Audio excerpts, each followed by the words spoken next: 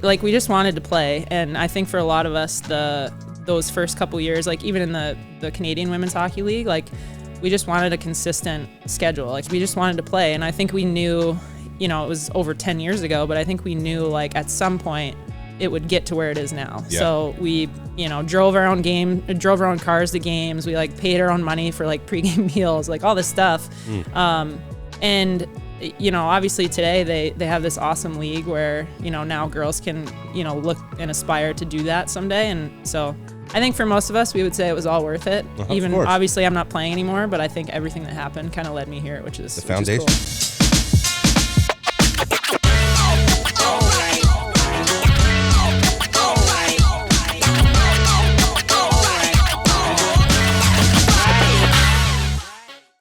Bolts Nation, welcome into another episode of the Bolts Block Party, powered by our awesome friends at Highlight IPA, Wolfie and Kobe, and we've brought in another guest here to the Block Party that is not a first-timer, as I went back and did my research, because she was on the show back in 2022. Kelley Steadman joins us here, a huge part of our Lightning development, our community hockey program. What's the actual official title these days, Kelley? I think now it's girls hockey coordinator. Okay. / head coach. So. Okay, well, I mean, there are aspirations here. She wears many hats. She does wear a whole lot of hats, but amazing that the organization brought you on board.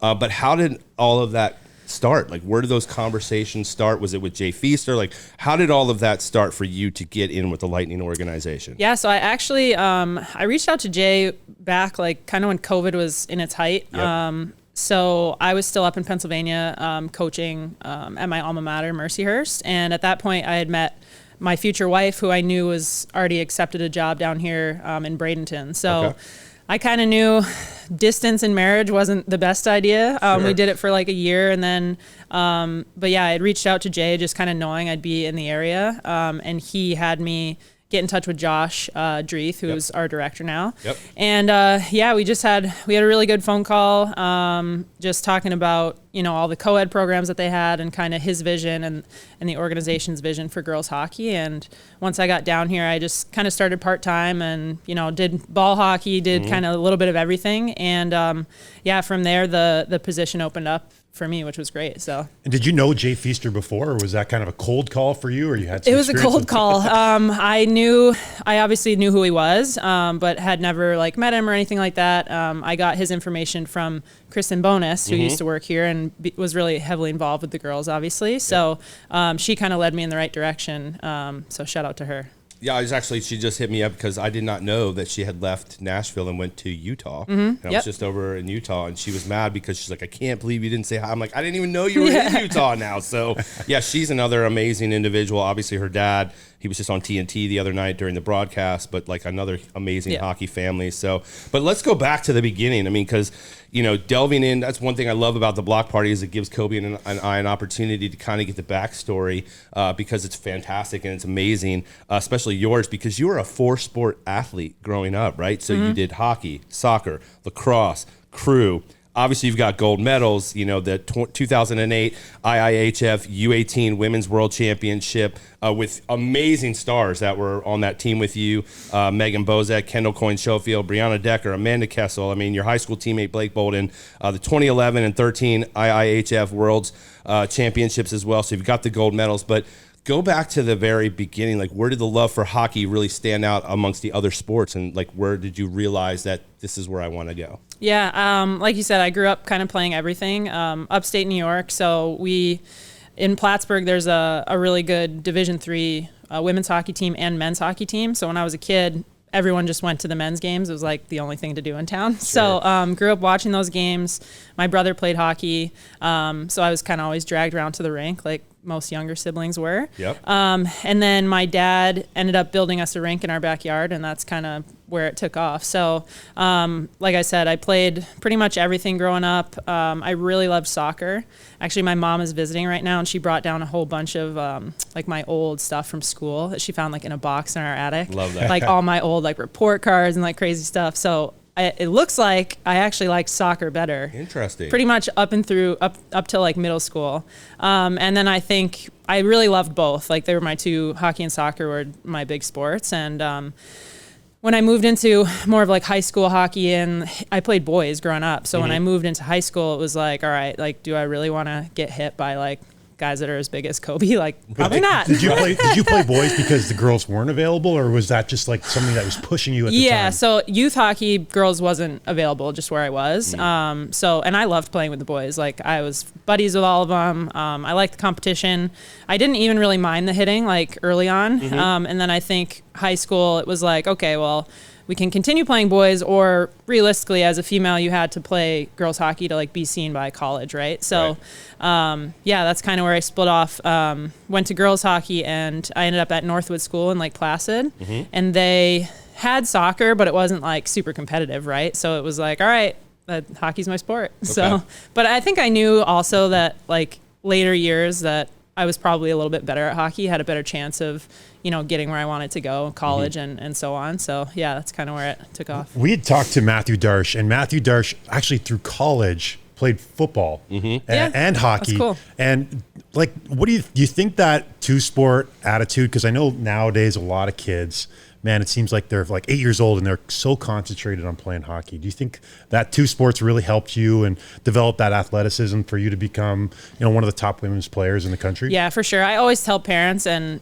most of the girls I played with, they'll say the same thing. They played tons of sports when they were little. We always took a break from hockey. Like I played year round ish, but in the summer I took a break. I'd go to like a summer camp or whatever just to like stay on the ice. But for the most part, I was just into the other sports. So I try to tell parents nowadays, like I know there's all this like pressure to keep your kid in year round. And it's one thing if the kid really loves it and that's what they want to do. But I also think it's great for them to try other sports, meet other friends, and obviously the athleticism part I think really helps playing other sports. So when did you realize when you went to Mercyhurst and obviously played all 4 years there, was that like a full athletic scholarship? I mean, did they like recruit you? Like what made the decision for you to go play at that school? Yeah, I was fortunate to get a scholarship all 4 years, which was great. I was involved in the recruiting process. There were a couple other schools that I liked. They were bigger schools, Boston, some of these bigger areas that I would have had a chance to go to on a scholarship as well. But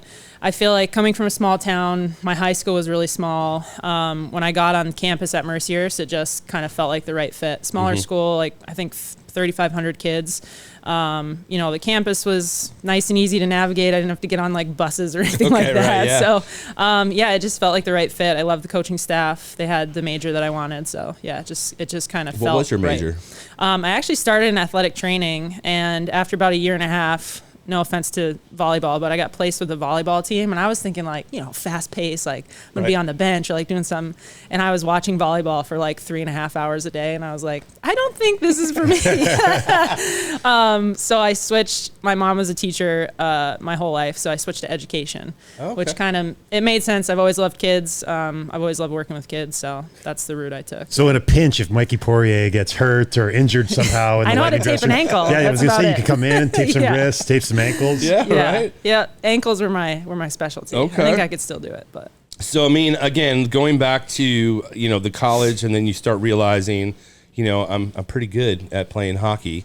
Was there ever like a moment, obviously, where you felt that, I could probably do this on a professional level? Like, I want to continue to pursue this, not just playing in college. Like, I want to try to do this as a profession. Yeah, for sure. I think when I made the U18 team, the U.S. national team, that's kind of when I was like, okay, like this is maybe something that I could. It was always my goal to be on the national team. Obviously we didn't have women's pro back then, so that was the goal. I was going to ask because like most kids, you ask them when they're young, hey, what do you want to do when you grow up? I want to be in the NHL. For girls, it's a little different. Is that gold medal? Is that playing on the national team? Is that kind of the place that you were reaching for? Yeah, for sure. I mean, I think when you're little, you're like, I'll play in the NHL too. It's fine. Yeah, and then you slowly figure out, well, that probably won't happen. But yeah, so the national team was always kind of the pinnacle and the goal. So I think when I made the U18 team and then was involved with that, I think it was like, okay, this is, potentially attainable. So once I got to college, that was really my main focus, obviously, other than trying to help my team win a national championship. And was there like a role model or someone you looked up to, like you're saying, like, hey, I want to be like so-and-so? Is it, Cassie Campbell or, Haley Wickenheiser? I know those are, I'm naming all the Canadians, but probably not the Canadians. Cami Granado was the big one when I was growing up. I went to a camp in Lake Placid when I was a kid that some of those national team players were hosting, and so I got to meet her and like Karen Bai and some of those older names. And but yeah, Cami Granado was the one I had the pictures of and all that good stuff. So you've played in not only the Canadians Women Hockey League, you've played in the Russian Women's Hockey League, the National Women's Hockey League. Played in all the leagues. I was gonna say, you have played in all of them. Yeah. So like, how does that happen? I mean, obviously if you're focused on one league, do you jump from league to league? Are you being recruited by those leagues? How does that happen? No, so again, it was just kind of a timing thing. So when I left college, the Canadian Women's Hockey League was the only option. Girls would play for their national teams, but then during the year it was like, well, where do we play? Yeah. So they formed this league that we didn't get paid. It wasn't like really professional. Okay. There were, I think, kind of similar, like 6 teams, Boston, Toronto. I don't even remember, it was so long ago, but kind of all in the Northeast. And so yeah, I played there for a year leading up to the Olympic tryouts in 2014. So that's just kind of what everyone did. Like basically all the U.S. girls were on the Boston team, and then all the Canadian girls were either on Toronto or Montreal. So it was awesome. We all got to play against each other and all that good stuff. And then 2014 Olympic tryouts came. I was one of the last cuts, unfortunately. But so at that point, I didn't really know what to do. Like it was June, right? I knew I wanted to get into coaching. But at that point, like college coaching was not really feasible because all the jobs at that time are usually, there's not a whole lot going on. Got it. So then, the opportunity came to play in Europe, and I jumped on it. So I had heard from some other friends that had played overseas, and, it was decent pay. They paid the girls well, put them up in nice places to live. You got to travel all over the place. So yeah, it was wild. Yeah, I was going to ask, how is women's hockey viewed over there opposed to maybe how it's viewed here? It's a little, it's different, right? Like wherever you play, the culture is a little bit different. It's probably not as high of a priority in some of those countries. But being in Russia, they were really trying to push for their Russian national team to be really good in the Olympics. So they, like US and Canada, they do like a residency for like a year leading up to the Olympics. So all the girls live together, train together, all that stuff.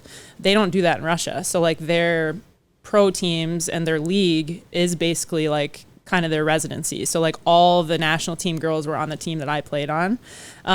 So they funded it really well. Like it was a big deal for these women because like, it was like the only women's hockey that, the country had, but mostly the city of like Moscow. It was really like funded well and stuff. What about language barriers? I'm always curious about that. Is everyone speaking English? Is the coach speaking English? I think back to some of the teams we had here, and you get a guy, a Russian guy, or a Czech guy in the dressing room, and the coach is explaining the game plan, and he's just standing there, kind of looking at the ceiling, thinking. Was that you? Is that kind of how it was? No, so it was myself and then one other. You were allowed to have 3 foreign players on your team, so non-Russians. So it was me, one of my teammates that I played with on the Boston Blades. She came over too, and then we had a Slovakian player who had played college in the U.S., so she spoke English. Okay. And then there were a couple girls like here and there that limited, but we had a team manager also that was kind of like our team mom that came with us everywhere and helped us out with everything. So she spoke English. Okay. The coach didn't speak a lick, the training staff, like nobody else. So yeah, it was really interesting. I learned a little bit, but not enough to like understand. It just seems like, how do you, it was wild. How do you do your job if you can't understand the coach or it's, there was a lot of drawing on whiteboards, like for position stuff. Right. And they play the game different way. Like they're very into, I can't even explain it, but they're more into like the flow of the game and like not necessarily like systems. It's just kind of the way they play is a little bit different. So it was hard to like go from what I was used to and like very structured, Right. to that. But it was just a ton of fun, and they were great with us. Like they were just happy we were there. So that's a remarkable experience, to say the least. Yeah, it was crazy. You were named, I thought this was really interesting. You were named the NWHL Player of the Week, or twice, back in November of 2015 and in 2016, so not that far apart from each other. You were selected to the first NWHL All-Star Game, where you won shooting accuracy, scored the first All-Star Game goal in NWHL history, and were named the MVP of the first All-Star Game, where you scored 2 goals, helped the team to a 9-1 victory. In your sweater from that game is displayed at the Hockey Hall of Fame. Pretty amazing. I think it's fair to say you were a sniper. That was your role. Some guys, they're the forechecker, the tough guy, or the defensive specialist. I was not the defensive specialist. You were the sniper, though. There wasn't a lot of back checking. But I mean, that's remarkable. Like, I mean, you really were a trendsetter, to say the least. Yeah, it was really cool. I think I went from, when I got cut from the Olympics, I thought my career was over. Yeah, was that a mental hurdle? Yeah, for sure. I mean, like anybody else. But I was also 23, right? So like a lot of the guys when they retire, they're older for the most part. Like even my age now, like there's guys in the NHL that are 34 and they're in the height of their career still. Mm-hmm. So I thought my career was over. I had gone to Pittsburgh. I was coaching at a Division I school there, and my good buddy Bree, she was the Olympic goalie for a long time. She lived in Pittsburgh, and we were obviously like best friends. She was like, "Hey, I'm playing on this team in the NWHL. Like they need like sub players." Okay. And I'm like, "Okay, but like I have a job. I can't." It was in Buffalo. I'm like, I can't drive 3 hours to Buffalo and like practice 3 times a week and like all this stuff. So they signed me on just like they had like reserve players basically, where you didn't have to practice, but if they needed you for a game, you could come in. So I did that. I ended up like scoring the first goal in program history, and then they were like, "You should come back." And, pretty good. Yeah, it was just so much fun. Like I thought my career was over, and I just got to go play and have fun, and I was like pretty carefree and just having a blast. So yeah, it was awesome. I can't imagine, the pressure, right? You're thinking, okay, this is the Olympic year, and the pressure that you felt trying out for that. Because, if you don't make it, it's another 4 years before you get that opportunity again, which is just wild. And, you got such a concentration of great women's players that are basically trying out for one team. And if you had that at the men's level, it would look completely different. Yeah. So I guess the biggest thing is you're playing in these upstart women's hockey leagues, professional hockey leagues. How much of a challenge was that for you guys just to kind of like start formulating this? Because you guys are kind of starting from scratch. You're not having 100 and something years of NHL history on your side. You guys are starting from the ground up. Yeah, we could be here all day with some stories. I'm sure. But yeah, I mean, again, we just wanted to play, and I think for a lot of us, those first couple years, like even in the Canadian Women's Hockey League, like we just wanted a consistent schedule. Like we just wanted to play. So we didn't really care that we weren't making money. Like we made money for the national team, but it wasn't, we lived in Boston. Like it wasn't even close to being enough to live on. So like I worked part-time at a YMCA, again, like working with kids just to like pay my bills. But yeah, we just wanted to play. And I think we knew, it was over 10 years ago, but I think we knew like at some point it would get to where it is now. Yeah. So we, drove our own cars to games. We like paid our own money for like pregame meals, like all this stuff. And obviously today they have this awesome league where, now girls can, look and aspire to do that someday. And so I think for most of us, we would say it was all worth it. Even obviously I'm not playing anymore, but I think everything that happened kind of led me here, which is the foundation. Cool. You were part of the foundation. That was like, have we graduated from fuzzy socks holding our gold medals? Do we have a just split? They're still in fuzzy socks. They're in there somewhere. I'm pretty sure they're in. I'm pretty sure they're in a box in my garage and some socks. But yeah, I when I worked at Mercyhurst, I had like a nice big office, so I had like everything kind of laid out in there. But yeah, once I got a house, got a kid, that stuff goes away. but it's funny. I have friends that they do the same thing. Like my buddy Bree, she keeps hers in socks, and I'm always like, she would have to take them out to like go do speaking stuff, speaking obligations. She'd be like, "Oh, I don't know where those are. Like I think they're under my bed somewhere." And I'm like, "What?" So it's not just medals, me. I mean, like that's just and those are Olympic mind-boggling. gold medals she has. So I'm like saying, but it's just mind-boggling. It's like, oh, they're in a sock in a drawer. Yeah. I'm like, that's a gold medal. Like, you earned 3 of them. That's just mind-boggling to me. But let's talk about the growth of the women's game, right? It's been absolutely incredible, not only just on the professional, even like we're just talking Frozen Four right now, and we just saw Wisconsin took out Ohio State. Were you watching all of the Frozen Four action? Like, what were your thoughts about this year? So my Sundays are like my big day of work. I'm on the ice like basically all day, like 10 to 7. So we had our rec league, and I happened to be scorekeeping, and like I might get in trouble for this, but I had on the phone I had the third period of the final game. Insane. Like just the way it ended, like it was crazy. Shootout. Obviously the girl, like Mark Johnson asked who wanted to take the shootout opportunity. Who wants it? And she's just like, yeah, I'll do it. Goes out there, scores, and then ends up like so sick, and then ends up scoring the OT winner. But it was just so cool to see. Obviously that building was packed. There wasn't an empty seat in there. But yeah, I just think it's so cool. Like even the PWHL games, they're selling out NHL arenas. Like this is what we envisioned. 100%. I think 12 years ago when we were poor. But yeah, it's awesome. So Kelley, if somebody's new to the women's game, what might be surprising to them when they watch the game? I think 1, how fast it is, and 2, how physical it is. I think because there's no hitting, it allows the game to be, not that the men's games aren't fast, they obviously are, but it allows it to be a little more fluid. And the women, I think, are faster than people, think they are. But then also there's a piece of like, there is body contact. So you can't, in the PWHL, I believe you can body check, which is kind of cool. It was wild. We did the Dream Secret Tour. I wish I could do that. That's what blew me away was how physical. Like there was girls getting smoked. I'm saying, do you think that's going to, I don't want to say like increase, but do you think as the sport grows and the league grows that those kind of things may change to allow for more physicality? I think so. And I do think that part of the reason why the league's fan base has grown is because they've allowed a little bit more hitting. Like I think that's obviously part of hockey and why a lot of people go to NHL games is to see the guys fight. They want to. I was watching one game this year and there was a fight. Yeah. There was a fight that happened. That's what I'm saying. Like, that's part of the game. That's part of the game we're used to. So why would they not cater the women's game to the same? Well, it's such a physical competitive. You can just see like how these girls they're just like throwing the sticks on the ice and just like. Well, hey, especially like the U.S. Canada games. Like I feel like that's also what has hooked people before the league started. Like how physical and like intense those games were. Because like.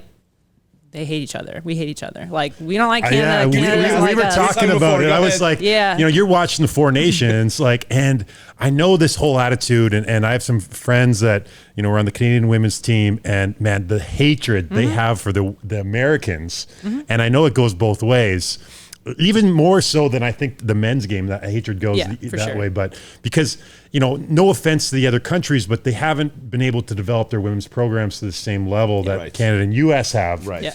But it seems like it's almost a lock that you're going to see a Canada-U.S. final in the women's side of it. And like you said, like the Olympics are every 4 years, right? So every 4 years, like you have this, and probably in between with some other like World Championship stuff like that, like you have this ultimate game that you're fighting for a medal for, and you also keep playing each other over and over for all these years rivalry for a medal. So like I think it just adds to that obviously. But so are there some players that you still today you like just kind of cringe when you hear their name, or if you saw them walk by the street you might give them a little cold shoulder? It's cool because like the nice thing is also just like doing different things over the years to grow the game or being on some of these pro teams, like you also get to know some of the Canadian girls, which is awesome. Like we have, girls on the US team that are like really good friends with Canadian girls off the ice. But then again, once you get on the ice, like you just want to beat the crap out of each other. Knives out. Four Nations, right? I mean, like you've got Brendan Hagel going against Victor Hedman. Like you're again, it's your boys, and like we're on the same team. But when it comes to country,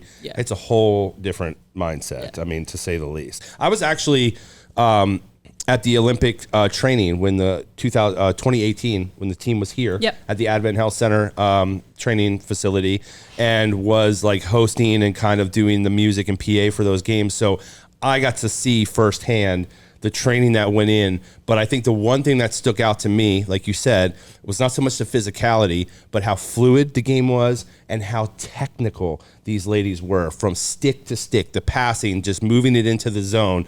Like, it was so meticulous. Like, and that's the one thing that I took away from the game was, holy crap, they are so skilled, so fast, and so meticulous. It was unlike anything I had ever seen. It's a lot of practice time too, right? Like that's a lot of preparation. Yep. Yeah. So like even leading up to the Olympics, like they're on the ice. I mean, similar to an NHL season, right? Like Right. the guys are on the ice all the time. So yeah, it's like you said, I think all those things you're correct. And even just watching the national championship game the other day, sometimes I'm like, I could still play. And then I watch games like that and I'm like, never mind. Kobe does too. Yeah. All roads lead to beer league. You know, that's right. doesn't matter. A Hall of Famer, Right. you know, whatever, Yeah. high school player, all roads lead to beer Do league. girls chirp each other like the guys? Like, I mean, they do. Yeah. Who's the biggest talker you remember? Man, Tessa Bonhomme, I remember just really not liking to play against, back to what you asked. She, obviously a great player. She was just super physical, and I just really disliked playing against her. But I remember like chirping with her a few times back in the day. But yeah, it's a little probably less than the guys, just because like when I was playing too, we couldn't get into some of the scraps that they do now. So I feel like that's where some of the chirping happens. But yeah, no, it's not all nice and polite out there. Some of the chirps though are just very low. They're very low hanging fruit in the men's game. Like, Right. dude, your breath smells. Right. You know, like, it's Like, like, oh, good one. Okay. Yeah, it probably does. Sweet. Right. Well, I mean, but like, again, I'm just imagining if it does. Have you ever gotten to fisticuffs? I mean, has it ever, like, somebody took you into the boards and like you're like just pissed and your emotions got the best of you? I mean, I've definitely had my share of penalties. Yeah. Okay. I wouldn't say I've ever like hit I've never punched anyone in the face, I don't think, but Okay. I had a way of doing it when the ref couldn't see. So A little whitewash. It was one of those, yeah. We know the deal. Yeah, I mean, I so- would think too, if there was fights, I mean, is there hair pulling? Because like, they're hanging out of the helmet more so than the dudes. Like, I don't know you how can't do works. that. No, not so much hair pulling. It's just a lot of like punching with your cage on, which to me is like, It's a cage rage. It's a yeah, cage like rage. what Yeah. do you, or It's like over- grabbing the cage, like Right. you'd grab the cage and like Just pull. pull. That wasn't the best. When I was in Bantam in Saskatchewan hockey, so a little Of bit, course. we would take one bolt and put it in our cage. And so you only had one bolt hanging your cage on. So if you got in a fight, you would grab my cage, I would grab your cage, and we'd pull. And then now all of a sudden we got no cage, so we could punch each other in the face. Okay. Smart. Saskatchewan hockey. tips from Saskatchewan Kobe. hockey. You know, there's the Saskatchewan reasons hockey. there's some real tough guys come out of there. That's but pretty funny, actually. Kelly, I wanted to kind of shift and talk about the NHL side of it. And, last few seasons, we're seeing more and more. We see women in management roles. I'm thinking about Jessica. in the All-Star festivities, Yeah. and including women in the All-Star Yeah. stuff as well. Yeah, and Jessica Campbell in Seattle. Yep. How do you feel about that? Is that ever something you maybe think about trying to dip your foot in any capacity? Is that something that interests you? Yeah, I think it's awesome. Obviously, over the years, there's been a lot of women that have gotten more involved in organizations and, not just having them out at all-star games, but people like Jessica that, obviously she's now a full-time NHL coach. It's just really cool to see because, again, to me, like, if you're the most qualified person for the job, like, it should be your job, right? It doesn't matter who you are, where you came from, what Yep. you look like. So that part's really cool. As far as I've been asked before, like about, getting more involved or like wanting to be an NHL coach. And I don't think it's for me. I love being able to work with kids. I love being able to kind of shape and grow and help their development, on and off the ice. Obviously, like I loved college coaching. It was super competitive. It kind of helped me bridge the gap between playing and, leaving my playing career. So that part I really liked and I miss at times. But I just really think it's really cool to be able to kind of help these kids along their journey and, hopefully they end up where I did or, just better off from our programming. So Putting that elementary education degree I know, to use. right? There you Right? go. I mean, Thanks, the Mom. teacher's in her, man. So talk to us about our current Lightning development programs. I mean, obviously in game, we're always pushing the camps and things of that nature, but like for parents out there that may be watching this episode that have been on the fence about it and maybe are thinking about it, like what currently are the development crew doing, and like what are some of the programs that we currently have going on? Yeah, so for girls, we've in the last 3 years I've been here, we've grown exponentially. So we started with just kind of a beginner like learn to skate program, and then obviously we have a co-ed learn to play, and we started our girls only learn to play as well. But now we have all programs from learn to skate, learn to play, all the way up through girls rec league for 2 different age groups. And then this year we also had our first ever girls travel teams. And then next year we're adding 2 more girls travel teams. So it's growing. But yeah, it's just getting them into learn to skate, or just getting them onto the ice, I feel like is the biggest hurdle. Right. We do a lot of try hockey for free events just for girls, where obviously it's free. They come out, we give them skates, helmets, sticks. We just let them try the sport, right? And an opportunity they wouldn't get otherwise. And I really think that's where we get a lot of girls hooked, because they either watch the NHL and parents or girls are like, whoa, that's scary. Like, I don't like hockey. You know, and obviously our game is different, but maybe they don't know that, right? So once they get on the ice and they're like, oh, this is actually pretty fun. Like I said, I think we've just been able to really create a fun environment for them where they make a ton of friends.